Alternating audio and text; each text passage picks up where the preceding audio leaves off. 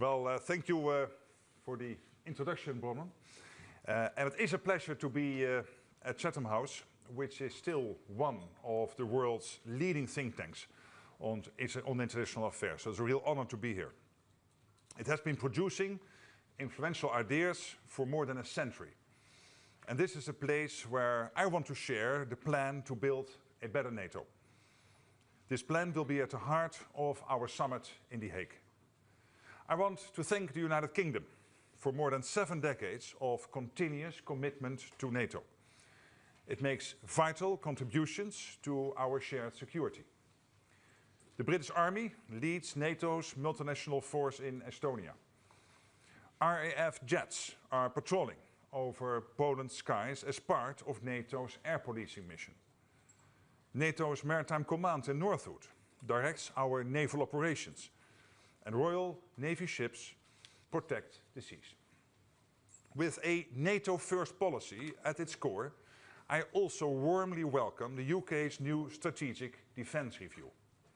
It will strengthen and modernise Britain's armed forces and enhance NATO's collective defence. Commitment has a cost, and I welcome that the UK government will spend significantly more on defence in the future. I know we can count on the United Kingdom as we start the next chapter for NATO. In just 2 weeks, I will chair the NATO Summit of Allied Leaders in The Hague. And this summit will transform our alliance.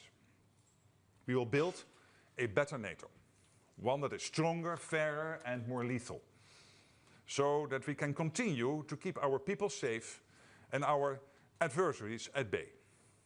Because of Russia, war has returned to Europe. We also face the threat of terrorism and fierce global competition. Russia has teamed up with China, North Korea and Iran. They are expanding their militaries and their capabilities. Putin's war machine is speeding up, not slowing down. Russia is reconstituting its forces with Chinese technology and producing more weapons faster than we thought. In terms of ammunition, Russia produces in 3 months what the whole of NATO produces in a year. And its defence industrial base is expected to roll out 1,500 tanks, 3,000 armoured vehicles and 200 Iskander missiles this year alone. Russia could be ready to use military force against NATO within 5 years. 5 years. Let's not kid ourselves. We are all on the eastern flank now. The new generation of Russian missiles travel at many times the speed of sound. The distance between European capitals is only a matter of minutes. There is no longer East or West. There is just NATO. China is also modernizing and expanding its military at breakneck speed. It already has the world's largest navy. And its battle force is expected to grow to 435 ships by 2030. China is also building up its nuclear arsenal. And it aims to have more than 1,000 operational nuclear warheads also by 2030. Those who stand against freedom and democracy are digging in, preparing for long-term confrontation and trying to dominate and divide us. In 1936, Winston Churchill posed this question during a debate in the House of Commons. Will there be time to put our defences in order? Will there be time to make these necessary efforts? Or will the awful words, "too late," be recorded? And that is the question for NATO now. History has taught us that to preserve peace, we must prepare for war. Wishful thinking will not keep us safe. We cannot dream away the danger. Hope is not a strategy. So NATO has to become a stronger, fairer and more lethal alliance. A stronger NATO means spending much more on our defense. All allies will reach the initial target of spending 2% of GDP on defense this year. That was a pledge made way back in 2014. Now we have a concrete plan for the future. We know what we need, and we know what to do. At the summit in The Hague, I expect allied leaders will agree to spend 5% of GDP on defense. It will be a NATO-wide commitment and a defining moment for the alliance. There are two parts to this new defense spending plan. 3.5% will be invested in our core military requirements, while the rest will go towards defense and security-related investments, including infrastructure and building industrial capacity. 5% is not some figure plucked from the air. It's grounded in hard facts. The fact is, we need a quantum leap in our collective defense.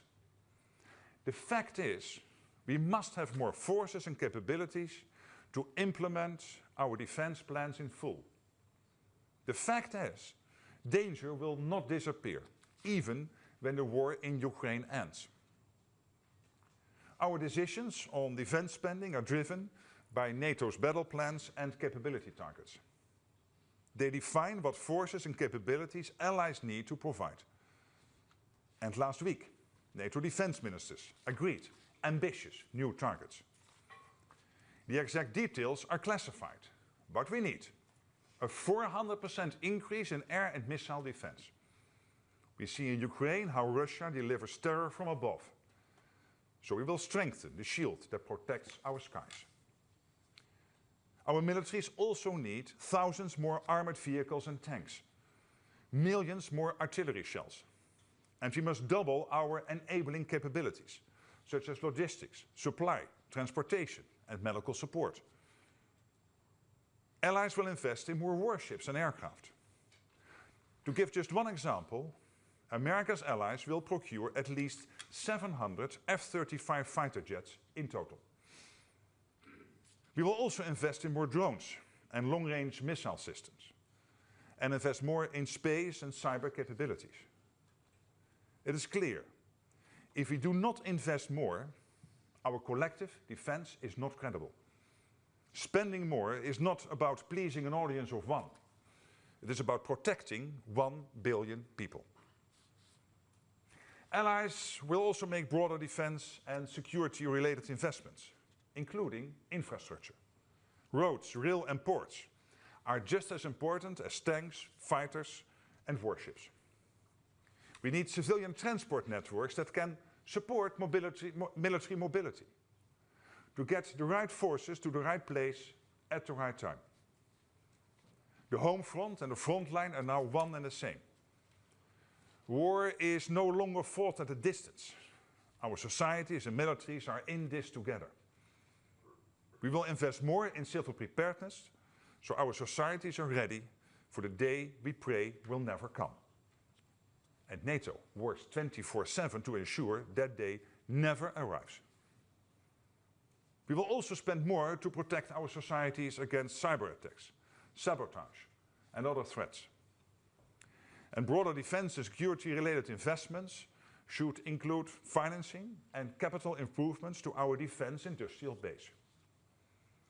It is clear that right across the alliance, we are not producing enough. So as we increase defense investment, we need to increase defense production. More demand means increasing supply, not higher prices. And it also means ensuring that the alliance can produce at scale and at speed. We need raw industrial capacity, like Sheffield Forge Masters, which I visited this morning with Defense Secretary John Healey. We need cheaper electricity, access to critical minerals, and more engineering know-how. Otherwise, the commitment to spend 5% of GDP on defense will be lost to production costs rather than invested in defense. So we will enhance and expand the industrial base right across the alliance. We will support increased defense production, remove barriers to cooperation, and harness cutting-edge technologies. To borrow from the former Labour Prime Minister Harold Wilson, I want NATO to forge its future in the white heat of innovation. To stay ahead of our adversaries, we must develop and adopt new technologies. They can be cost-effective and deliver the same effect as traditional military heavy metal. On the battlefields of Ukraine, $400 drones used the right way are taking out $2 million Russian tanks. More defense spending and production provides effective deterrence, promotes economic growth, and creates jobs. The summit in The Hague will send a clear demand signal to industry. And industry must meet our ambition. So, we will make NATO stronger by spending and producing more. And we will make NATO fairer by rebalancing the burden of our security, with every ally contributing their fair share. We all benefit from the protection our transatlantic alliance provides. And it is vital that every member of NATO pulls their weight, because America has carried too much of the burden for too long. America's allies have broad shoulders, and Europe and Canada will do more for our shared security. And that will be backed by America's rock-solid commitment to NATO. As well as becoming stronger and fairer, NATO will become more lethal. Rest assured, we will always be a defensive alliance. Becoming more lethal means strengthening our deterrence and defense posture, providing our militaries with what they need to keep us safe, and showing any aggressor we can and will hit back harder. With our military power and our resolve to use it if necessary, no one should even think about attacking us. President Putin does not act like someone who is interested in peace. Russia continues to strike civilian targets in Ukraine, day after day, night after night. This is violence for the sake of violence. We fully support President Trump's efforts to stop the bloodshed. The people of Ukraine deserve a just and lasting peace. NATO's practical and political support to Ukraine continues. Our long-term support is not about prolonging the war. It is about helping Ukraine defend itself today and preventing any future aggression. NATO stands with Ukraine now and through the challenges ahead. In an age of uncertainty, a strong transatlantic bond is essential. And the enduring commitment by all NATO allies to Article 5, that an attack on one is an attack on all, sends a powerful message. We will defend against any threat from any direction. History has shown that North America and Europe working together is a winning combination.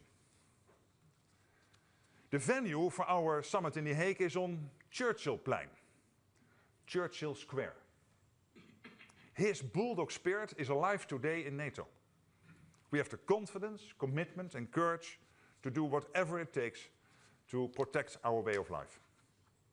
There are no second chances when it comes to our security. So we will deliver in The Hague. Friends can be frank with each other, and there will be tough decisions to take.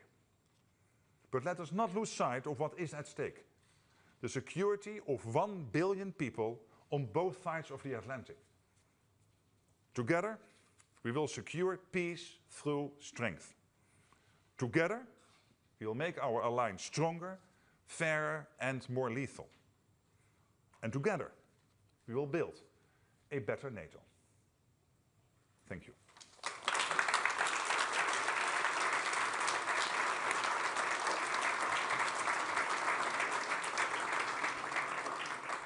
Thank you all very much indeed. And I'm using as my pad to write on, but what I can recommend to you, today's edition of The World Today, which is a large part of which is dedicated not only to NATO, but people making suggestions to the Secretary General as to what he might do. Thank you for that speech. Let me ask you, straight away, you've used the word lethal quite a bit. What point are you trying to make through that? The point I want to make is, yes, we are still a defensive alliance, but we are deadly serious that if anyone tries to attack us, that the consequences for that attacker will be devastating, be it Russia or anyone else who tries to do anything against us. And we have to be absolutely clear. And this is not only about the money and the weaponry, it is also about the mentality, that we do realize that there is a lot at stake here. And the people trying to act against us must understand this. So what is the main threat to NATO members? Is it Russia, which everyone in Europe is very conscious of, or is it China, which seems to be the focus of the US's alarms in the world? The main long-term threat against NATO is Russia, there's no doubt. But you rightly said there is more than Russia. And NATO was never established to fight only the Soviet Union. It was there to protect NATO territory from anyone who tried to attack us. And what we see at the moment is an enormous build-up in China of their military capabilities. I mentioned in the speech, including what they do Navy-wise. They will have in 2030 100 more ships than the US has currently. And they have a defense industrial base in China to build even more ships, which the Americans at this moment can absolutely not compete with. This is one of the big issues we have, that when it comes to defense spending, there is an issue with Europe and Canada. When it comes to defense production, there is an issue with Europe, Canada, and the United States. Because all over the alliance, we are not producing enough. And China is working together with North Korea, Iran. They are supporting, as we all know, Russia's war effort against Ukraine. So these four working together is, of course, a relevant development. So yes, Russia, but clearly also focusing on what China is doing, and of course, the fact that these four working together and North Korea getting the latest technologies from Russia and others in return for their support to Russia in the war effort against Ukraine. So in terms of strategy, it is Russia, it is China, and is the others working with them. All of these. Yeah, so NATO wants to protect its territory for 1 billion people. And of course, when you ask me what is your first and main threat long term, it is Russia, absolutely. But we have to be conscious of what is happening. And I was visiting 2 months ago Japan, speaking with the whole senior leadership there. And of course, they are very worried about what's happening in the Pacific. They really very much value the relationship they have with NATO. That is also true for Korea, the Republic of Korea, for Australia, for New Zealand, the so-called Indo-Pacific Four. And it shows you that we cannot think that there is one theater which is the Euro-Atlantic theater. Yes, of course, that's the main theater we are focusing on. But we have to be conscious of the fact that this is all interconnected with what is happening in the Pacific. And the war in Ukraine, Russia's unprovoked war against Ukraine, clearly shows that all these countries work together here. Can NATO survive a drawdown of US presence in Europe and some of the questions that the US has directed at NATO about its value? Since President Trump came in office, in the first couple of weeks I got many questions from European leaders. Will the US stay committed to NATO? And I told them, I said, well, you might want to put on your television and listen to President Trump when he has President Macron in office, or Prime Minister Starmer, or Prime Minister Maloney. When I was visiting, others were, and recently, of course, Chancellor Merz.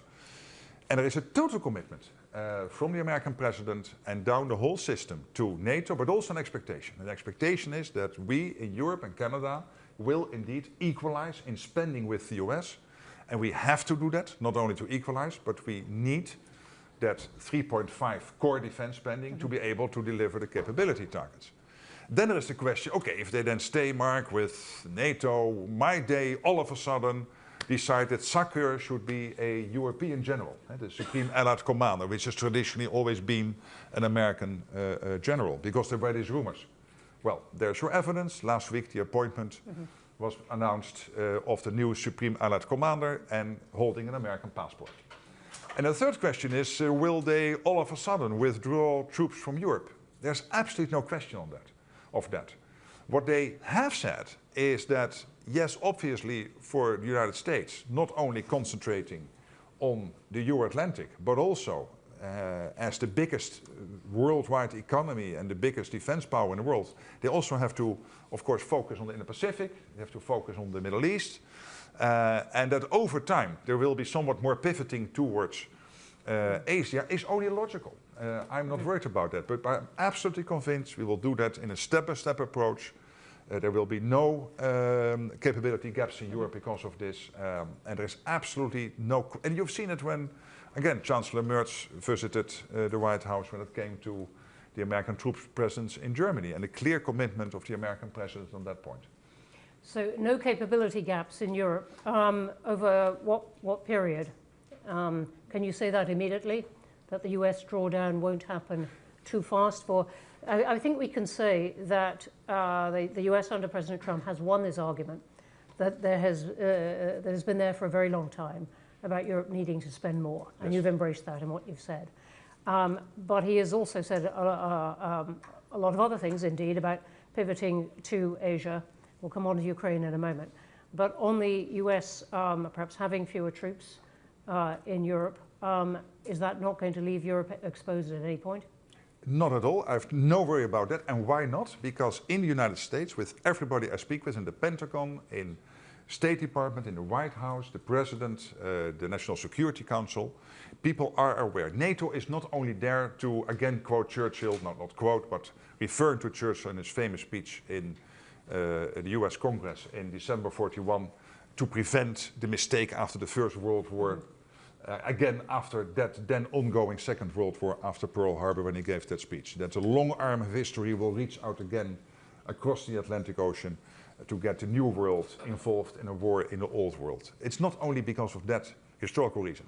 In the US, all the generals, all the senior policymakers totally understand that for the US homeland security, for the defense of the homeland of the mainland US, its territory, a secure Atlantic, a secure Arctic, and a secure Europe is crucial. When the Norwegian Prime Minister was visiting, he showed President Trump the pictures of the nuclear submarines just across the border between Norway and Russia. We sometimes forget that Norway has all over Sweden and Finland this border with Russia, and there is that big, one of the biggest, maybe the biggest Russian submarine port. And he said, Mr. President, these nuclear submarines are not there to target Norway. They are there to target the United States. And what we do collectively is make sure that they can never do that. So that deep realization that our security, Europe, Canada, US, is interconnected practically, so not only for historical reasons, but practically, is deeply ingrained in the US. And at the same time, they have more things to think about, like the Indo-Pacific and the Middle East, and sometimes also when it comes to Africa, which is only logical. So we spending more, for them to pivot more towards, for example, in the Pacific, over time, step by step, is possible. What about Ukraine itself? Does it not weaken NATO in some sense if the US president says, look, NATO was part of the provocation for Russia of this war, Ukraine started it, and begins to talk about ways of settling that seem to make many concessions to Russia? But look what President Trump did since he came in office. He many things. Well, I know, I agree, but he broke the deadlock when it comes to Ukraine. He broke the deadlock with Russia. And I'm of the opinion that it is only the American president who was able to do this, to start the dialogue again with President Putin on how to end this terrible war, and he did. And no criticism of his predecessor. I respect all the politicians in the US, and we work with everybody. But him doing that, breaking that deadlock, starting that dialogue with the Russian president, and then for us in Europe to think, okay, we can in a couple of months then end all of this. Of course, no, this takes time. It is a step-by-step approach, but it is clear that he closely coordinates with European allies, including the UK Prime Minister and others here in Europe and with Canada on all the steps he's taking. And every phone call he has with President Putin, he prepares with the Europeans and he then briefs out to the Europeans and the Ukrainians afterwards. But him doing this, I think, is extremely important because it is the only way to step by step bring the Russians to a position where they want to end this. To end it and not continue. So in your view, what would be the terms of that kind of agreement that would persuade Russia to stop where it is now or to move back? I don't want to make it even more difficult by having, as NATO Secretary General, start to philosophize here in an open session about what it might look like.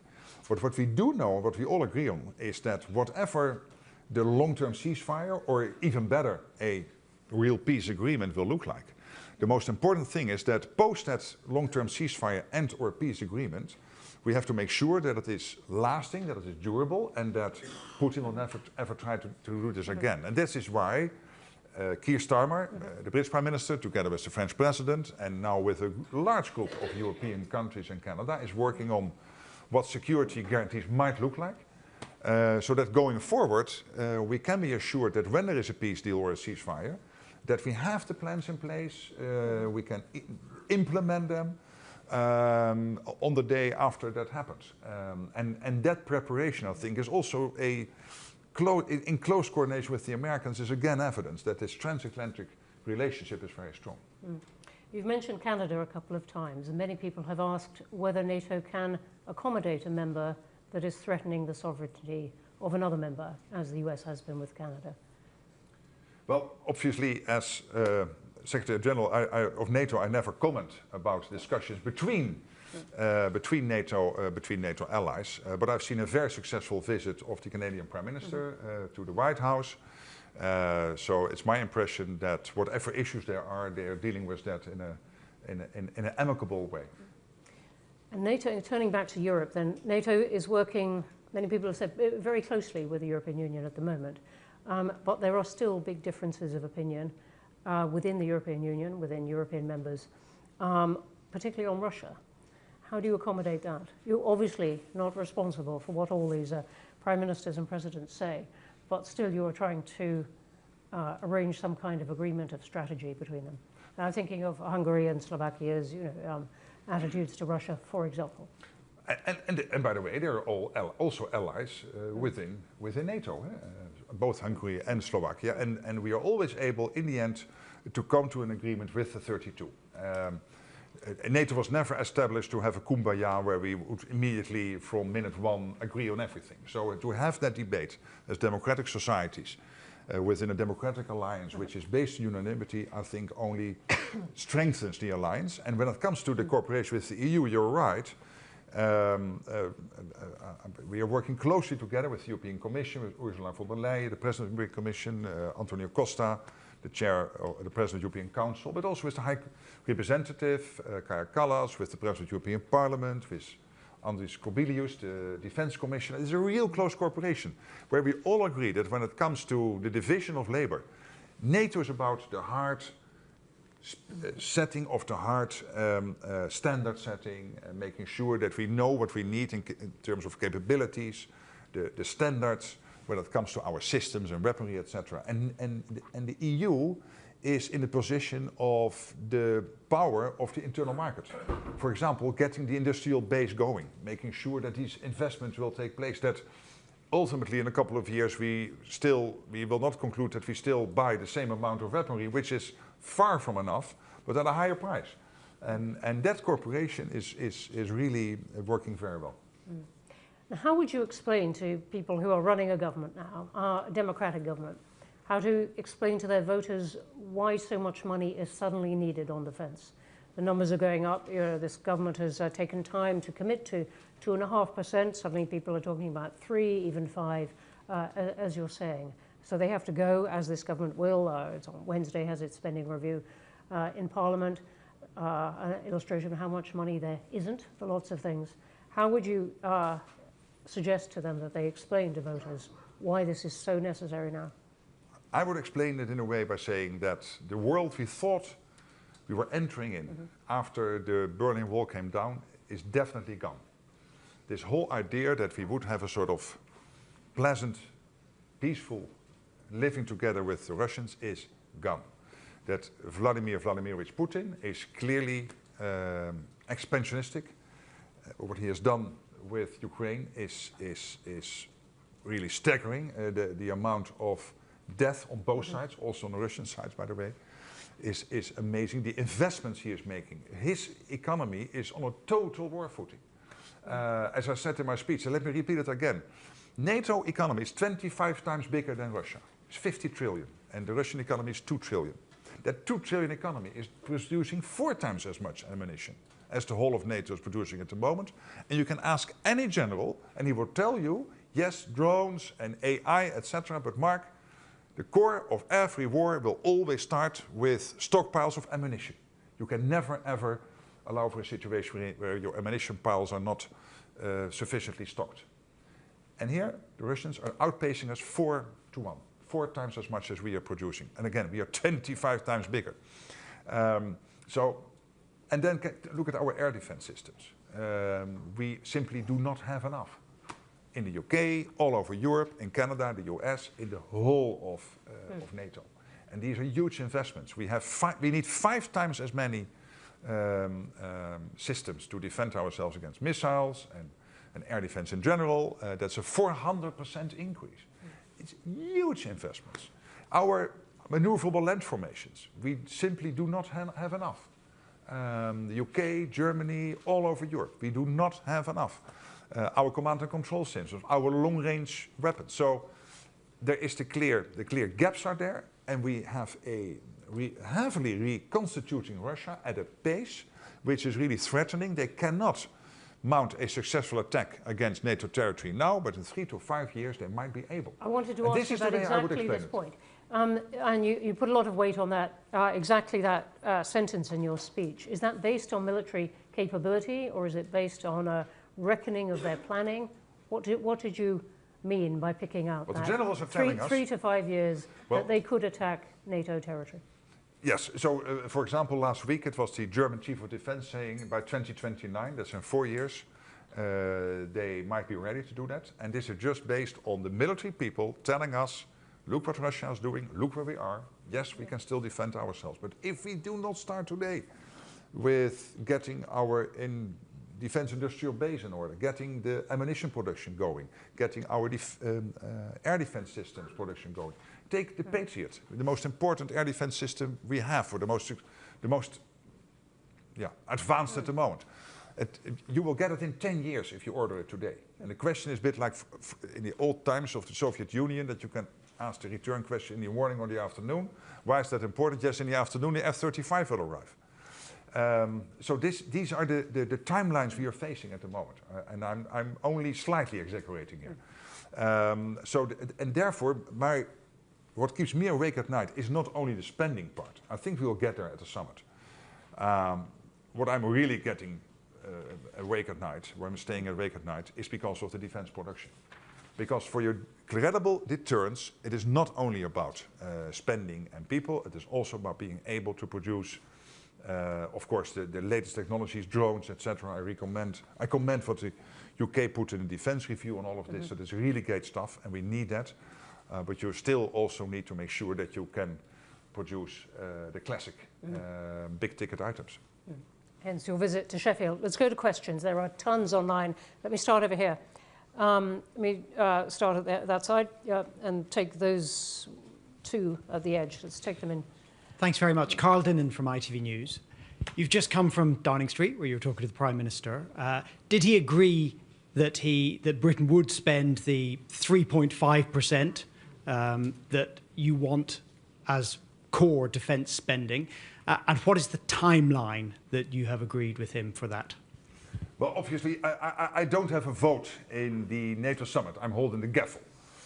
And it's also not up to me to disclose what we discussed, because I don't think that's fair. But let me just try to answer your question in a different way. First of all, I've seen sometimes in the British press that there is the defense review, and now there is this proposal I made about the 5%, the 3.5 core and 1.5 defense and security related spending. So then people are saying, hey, there is a discrepancy. I don't think there is. Why not?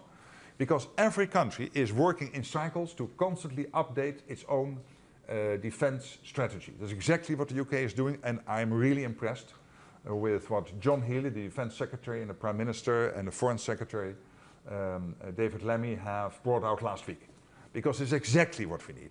The drones, the latest technology, but also, for example, investing in 6 factories producing ammunition. I mean, you heard me about my worries about ammunition. I mean, this is at the core of the UK defence review, including the spending targets to get there.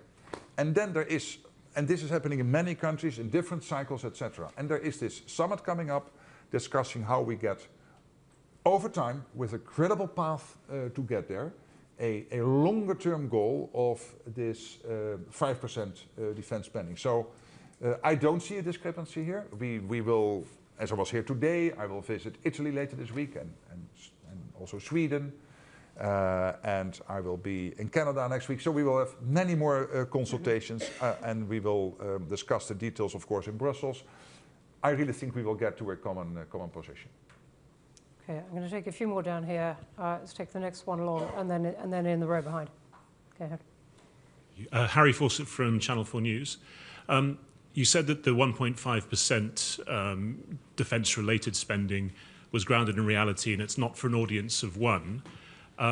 It is, though, it seems like a happy coincidence that 1.5 plus 3.5 equals 5, and there is some criticism that there is an elasticity in how to define what comprises that kind of spending. So how do you respond to those concerns, and is there a metric to define exactly what should fall within that 1.5%?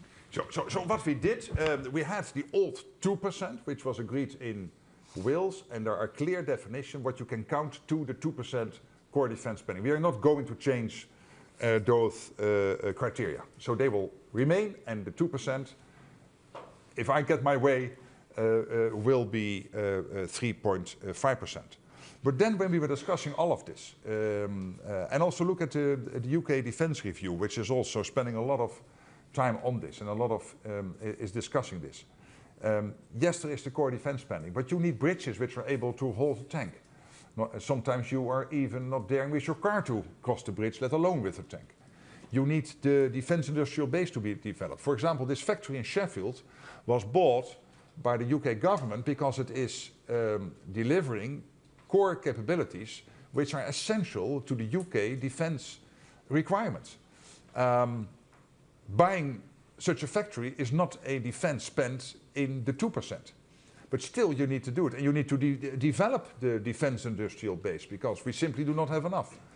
And then we have the issue of societal preparedness. When you watch Norway or Finland or Sweden, what they are doing in terms of having the whole of society to understand what their role will be it active or at least not getting in the way of the military people if war breaks out or a natural disaster hits. I mean, in many other countries, my country, many other countries, we are not nearly there. So all this spending also needs to be done.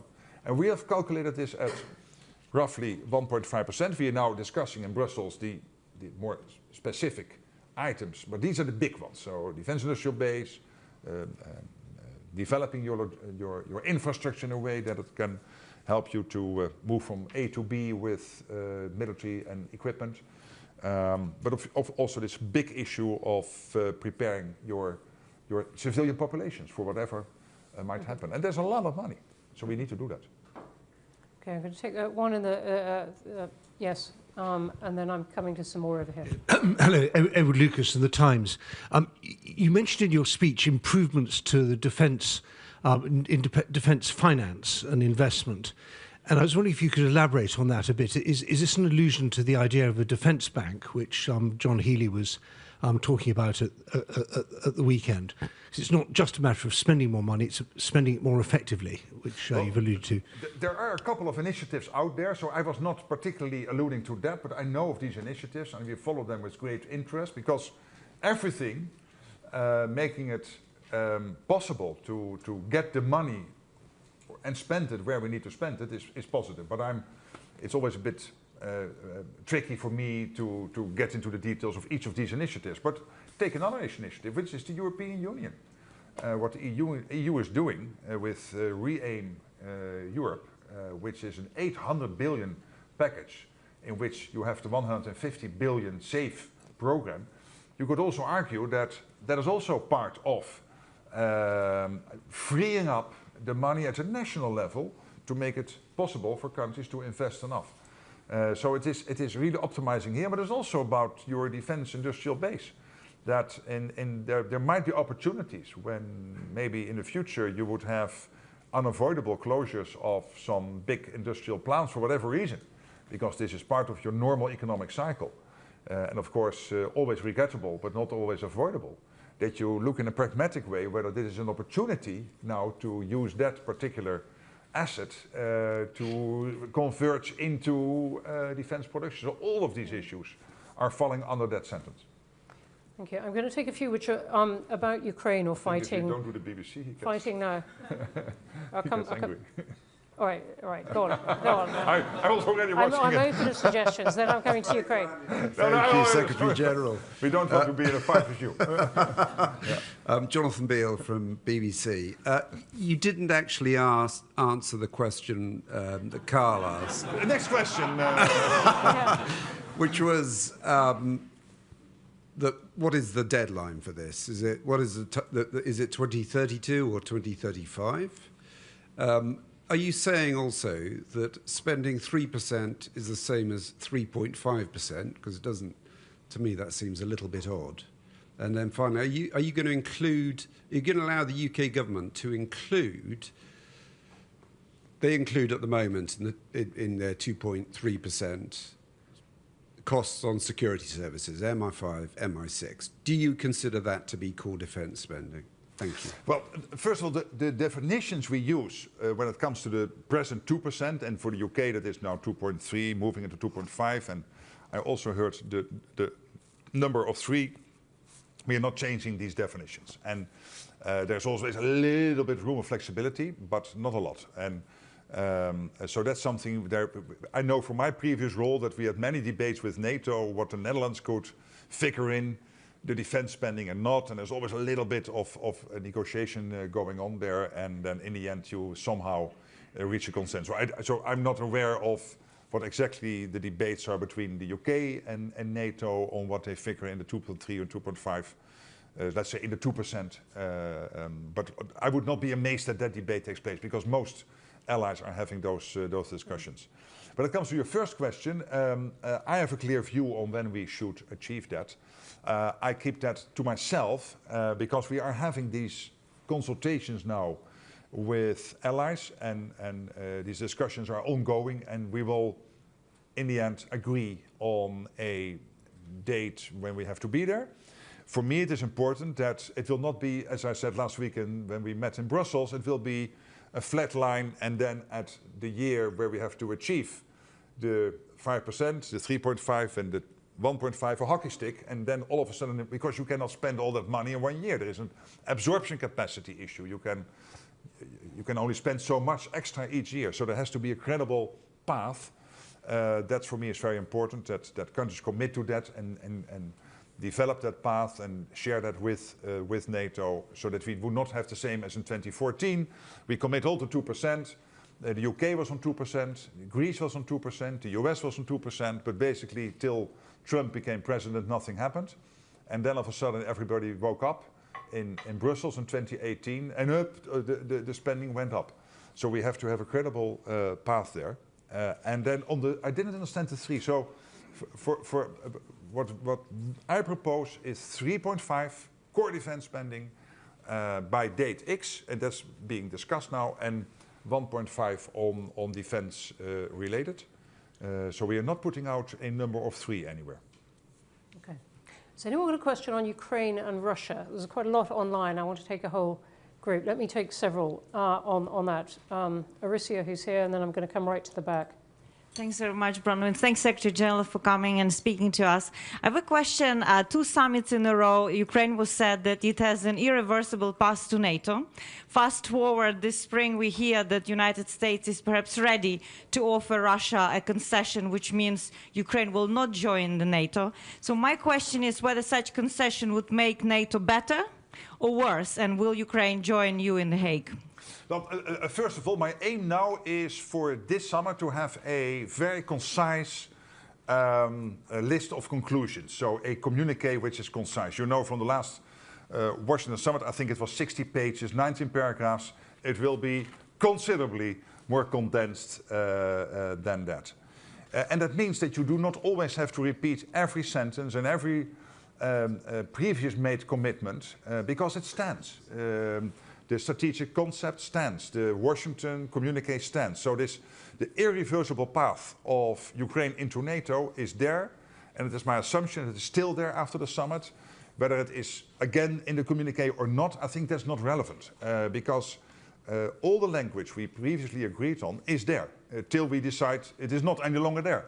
So I pretty much presume that at my presser after the summit, I will repeat that sentence as being part of what NATO agreed. And we are building that bridge as we are speaking through the command in Wiesbaden, through the organization in Poland we have jointly with Ukraine to capture all the lessons, through the comprehensive assistance package, all the other activities. Of course, our team in Kiev, the NATO team in Kiev, working closely with the Ukrainian government. So all of this is there and building basically the bridge. And what I would assume that the NATO summit will be really about spending, it will be about production. Of course, there will be Ukraine in the communique, no doubt. But don't expect endless paragraphs of restating what we already said in the past. That's all there and it will stay there. And then on America, but not only the US has come out for a long time against Ukraine joining NATO. There have been other allies, take Hungary, take Slovakia and others who have said we are against that. So the language is there is this irreversible path into NATO. And again, I think that the Hague communique will be really very much focused on a few issues. Okay, thanks. Let me go right to the back, and then here in the front. Yep. Crispin Ellison, member. Secretary General, thanks very much for your talk and the questions. You emphasise production in Russia is about 4 times that of NATO. But they're not building stockpiles. They have no stockpiles. They are using that. Is it fair to say then that the clock starts ticking and the risks to NATO start increasing once we get a sustainable ceasefire and that production is put into stockpiles? A statement of fact, I think. And by the way, our assumption at the moment is that even whilst the war against Ukraine is continuing, that they're still able to slightly increase stockpiles, but that's debatable. But I think to your question, I mean, that's a statement of fact. Yeah. Okay, let me come over here to the front. Thank you. Thank you, Secretary General. I'm Francis Stoney, The Telegraph. There's an American outlet this morning that's describing Trump's reaction to the deep strikes on Russian territory by the Ukrainian drones as being badass. I wonder what your reaction was to that, because and whether you agree with Kyiv that to end this war is going to require additional long-range strikes into Russia to take out its industrial capacity. Well, to end this war, we need Putin to come to the negotiating table and not with this historian who is now popping up in Istanbul twice and again telling us about the history of Russia and Ukraine from whatever, the 12th century, I don't know what it was. And constantly restating what they stated already in 2022. You need a Russia which is serious, wants to negotiate and end the war. And to get there, it all, I think, starts, of course, with keeping Ukraine strong in the fight. But also we need what President Trump has been doing, breaking the deadlock with Putin, starting that dialogue. I really think it starts from there. And when it comes to what happened Sunday a week ago, let's not forget what the Ukrainians were doing was taking out capabilities of Russia to hit innocent civilians in Ukrainian cities and communities, going about their daily lives, not being in the military, just normal, average citizens, as we are sitting here in this room, being under the threat of these Russian capabilities. And in a very innovative way, they diminished to a certain extent, and we don't know exactly what the extent is, but of course it had a considerable impact, it seems, the capabilities of Russia on this. Quite a few questions online about whether you're expecting a big summer offensive from Russia, either against Ukraine or looking at Lucy Rogers' question military images of Russian bases along NATO's eastern flank. But I think the thrust of the questions is about a summer offensive against Ukraine. We don't expect any offensive against NATO territory. There's no reason to believe that. Yeah. Because again, the next 3 to 5 years, he knows that the reaction will be devastating for Russia, so they will not do that. But we have to make sure 3 to 5 years he still knows that it is devastating, so that we are prepared. And when it comes to Ukraine, I'm not predicting what might happen on the Russian side. What we have to do is to make sure that Ukraine has what it needs. The ongoing military support. The United Kingdom, by the way, we are here in London. This country is on at the forefront since the start of the war. Boris Johnson, Rishi Sunak, and now Keir Starmer, providing consistent leadership when it comes to keeping Ukraine in the fight. And of course, together with other European nations, but the UK has really been one of the leaders in this effort. Let's go right at the back. Yes. Thank you. My name is Farah Muslimi. I'm from the Middle East team at Chatham House. My question is not about Ukraine, but about Russia. Do you see Russians or the Chinese playing any role in the Red Sea, in arming the Houthis or training them? And overall, where does the NATO see the Red Sea crisis, let's say, in your top 10 of risks? Does that flag on your radar overall? Thank you. Well, here our biggest worry, of course, is with Iran. And the fact that Iran is part of this foursome, this really awful foursome of North Korea, China, Iran, and Russia. And I have no reason to believe, and no one has any reason to believe, that Iran is doing this because they just want to be friendly to the Russians. We assume that they get a lot for this in return, particularly money. And as we know, Iran uses this money directly and through its proxies to steer conflict in the Middle East. So there is at least an indirect link, as there is a link between what North Korea is doing, supporting Russia's war effort, getting missile technology in return, which is posing a threat to the US mainland. Okay, thank you. Let me come in the orange.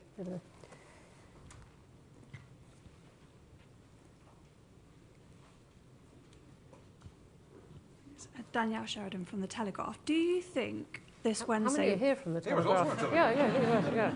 A big newspaper. I was almost not going to say where I was from, actually. But do you think this Wednesday we should see the Chancellor raise taxes in order to cover the defence spending that you think is required? Well, it's not up to me to decide, of course, how countries pay the bill. I mean, what I know is that if we want to keep our societies safe, and look, if you do not do this, if we would not go to the 5%, including the 3.5% core defense spending, you could still have the National Health Service, or in other countries their health systems, the pension systems, etc. But you'd better learn to speak Russian. I mean, that's the consequence. I mean, when I came to NATO, people sometimes told me, yeah, but Mark, bringing these brutal facts out in the open might also rattle our populations. Yes, they'd better be rattled, because this is a reality. I mean, let's be honest. It's our task as politicians to be brutally honest how we see the facts and what is and the facts are clearly there that Russia is able, within 5 years, to mount a credible attack against NATO territory if we do not now start to take these decisions. And then, of course, there is the issue how to finance that. Well, that's up to national politicians. And they're always, I mean, when I was in politics, you had 3 sources to do this from. One is taxation, another is savings elsewhere, and the third one is a higher deficit. I mean, in the end, politics is making choices in scarcity. This is why you choose your politicians. And then a center-left politician will make different choices from a center-right politician. But okay, that's up to the national government. But my point is, we've got to do it. The Dutch government, which was pursuing very much your line about increasing defence spending and support for Ukraine, has collapsed. Do you feel that... but not because of this problem. No. Because of the difficulty in spending. All right, let me just try and tuck in a couple more, at least one more question. Right here on the edge, there are lots and lots and lots of hands up, and I'm going to go here in the middle. Let me take 2 together. But on the edge, please. Hi there, Johnny Singh, Chatham House member. You mentioned critical minerals here. Hello. Yes. Hi. Hi. You mentioned critical minerals in your speech. I wonder what role do you envisage NATO has in either securing or procuring or the supply routes around critical minerals? Okay, let me take, there's one on the edge of the aisle there, and I'm going to get in the front here as well. Yes. Thank you very much. My name is Jeroen Ouwehand, and as a citizen of The Hague, I wish you all the best and good luck with the summit in a few weeks. You already have left the city because of that. Well, I'll be back. I'll be back before the summit. But I say so as a citizen of The Hague, but also as a worried NATO. This is absolutely citizen. Wonderful. Do you have a question? Yes, I do. I do. Apart from wishing you good luck, and my question has nothing to do with which has been on the table so far, but it's about climate change. And I just wondered, EU Commissioner Hoekstra warned about the security threats as a result of climate change. And I wondered what your thoughts were on that, with this increased spending, how that is factored into your thinking. Very good question. Okay, thank you. And I'm just going to slide in this one here at the front. You have a microphone. Sorry. Really quick. My name is Nishant Shilkuri. I'm a Chatham House member and I work for Mail Online. I'm sure you've paid attention to Elon Musk's feud with Donald Trump. What view does NATO take of this, and how has it sort of impacted your wargaming strategies because of dependence on Starlink and SpaceX? Yeah. I was waiting for you to make the connection. Thank you very much. Tempting as it was. All right, critical minerals. Climate change. Quickly on critical minerals, the role here for NATO will be a typical coordinating role. So we provide a platform to discuss this. Wherever necessary, because logistics, supply chain, all these issues, making sure, for example, that when it comes to ammunition production, we have all the basic materials to do that. Obviously, nations are working on this, allies, but NATO can always provide a platform to have that discussion more and more coordinated. On climate change, obviously, this is a case in point. What we are seeing is that for example, the Arctic is opening up. So it has an impact. And the fact that the Russians and the Chinese are now sailing in the Arctic, and that the 7 high north countries, US, Canada, Sweden, Finland, Denmark and Iceland, have asked NATO to become more involved here. And we will do that. Is clear evidence of this. And so we have the issue of icebreakers, China, Russia active there. And this has to do with the fact that these routes are opening up. And this has to do with the fact that global warming is taking place. And NATO has, after long consideration, decided not to have a view on what is happening at the moment. Okay, thank you. We are going to have to stop there. I'm so sorry. Thank you for the terrific questions online. Yeah. I didn't take so many because they overlap with what we had discussed already, but they were great and great to have them. Thank you, everyone, for coming and for your excellent questions. Please join me in thanking the Secretary General.